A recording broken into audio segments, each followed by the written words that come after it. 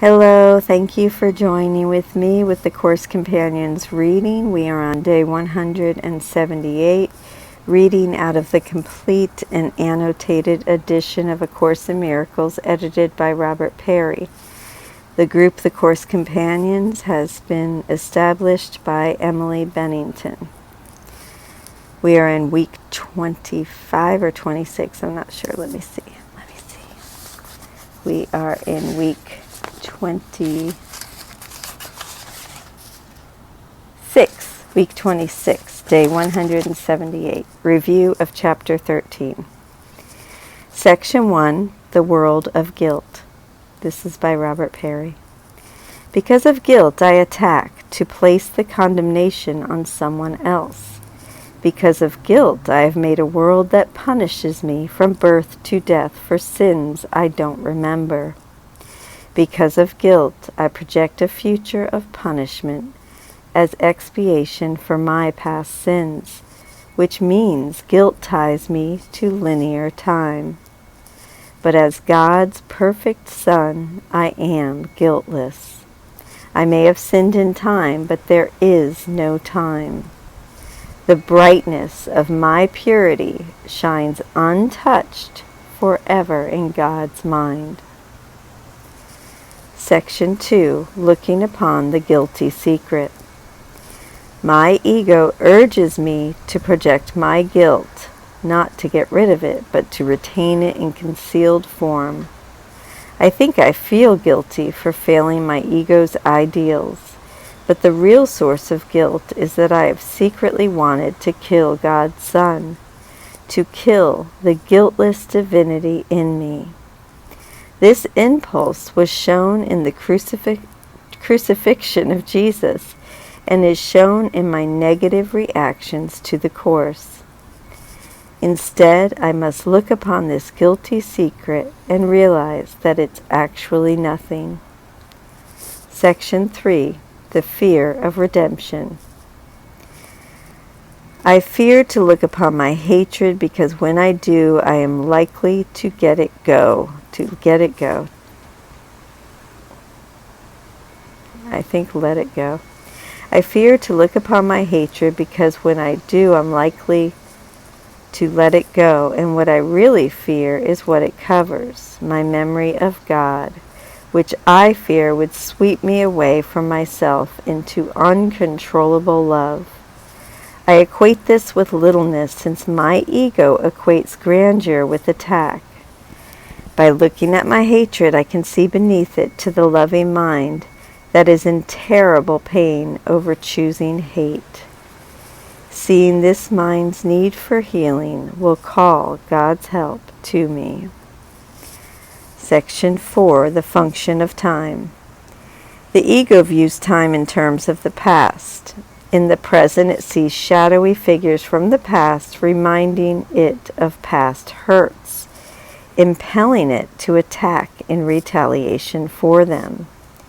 This guarantees a future like the past. In contrast, the Holy Spirit's focus is on the present. He teaches me to realize the shadowy figures are not real.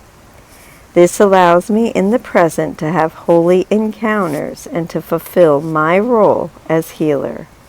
And from this present extends a new future. 5. The two emotions. I people my world with shadow figures, one-sided caricatures of those from my past who mistreated me.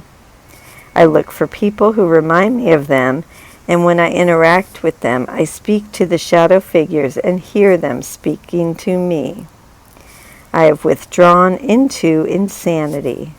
I have peopled my world with figures of fear, but I can see instead through eyes of love. I can see the real world and draw my brothers from their private worlds. 6. The continuous present.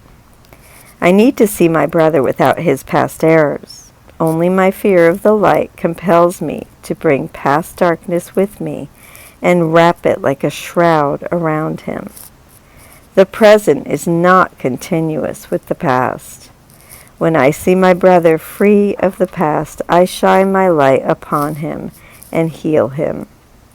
He now becomes, through his gratitude, the witness to the light in me, and the light that we have given each other now calls both of us into the real world. 7. The world that shines with love. The real world is not the streets and buildings I see before me. It is a world in which everything shines with love, in which I feel the arms of love around me. To exchange my current world for the real world, I need just to remember that I have been disappointed by my world since time began, and remember that the real world is my will. It is what I truly love, and what I call with love will come to me. Section 8. Leaving your needs to Him. The Holy Spirit will supply my material needs in this world. However, He will do so without any emphasis on what He gives, for He wants me to travel light. My ego wants to possess things just because it sees salvation in possession. This weighs me down to this world and leaves me no joy in what I own. Only the Holy Spirit knows what things will support my journey home, for He knows my only real need here is awakening. Section 9. Golden Aspects of Reality. My role in redemption is to heal the people sent to me. I do so by seeing them free of their past sins, because the past does not exist, and by seeing them as golden aspects of reality. I thereby give them a miracle. I need to see everyone this way equally, for this is how I mirror the condition of knowledge.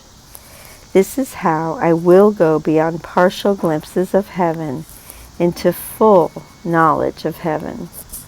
Section 10. Laying guilt upon your brother. In an attempt to escape my guilt, I cast it like a dark veil onto my brother, hiding his reality from me. Being an attack, however, this merely increases my guilt. I have thus chained past and future together. Instead, I need to realize that the notion that I can corrupt the innocence that God gave me is insane. I need to refuse to see my brother as guilty and instead release him from the guilt, and I will affirm the truth of guiltlessness in myself. 11. Guilt and real relationships. I feel under siege by guilt, so I seek relief through various ways, especially through displacement, seeing guilt or the source of guilt somewhere other than where it is.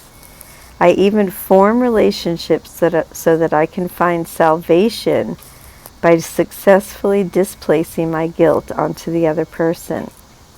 I need to realize that guilt is never justified under any circumstances.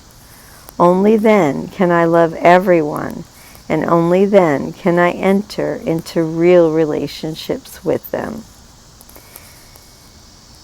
And in conclusion, Section 12, the certainty of heaven. In heaven there is no contrast. Everything there is wholly of value, and so I respond to it wholly without any ambivalence. It is certain that I will end up in heaven, for that is where God wills me to go, and God's will is done. I have no reason to fear then that the Holy Spirit will fail to guide me home. God gave him this mission out of God's will for me to be home with him. It is thus impossible that this mission fail. Thank you so much for joining with me with the Course Companion Group, Day 178, review of Chapter 13. I love you. Thank you for joining.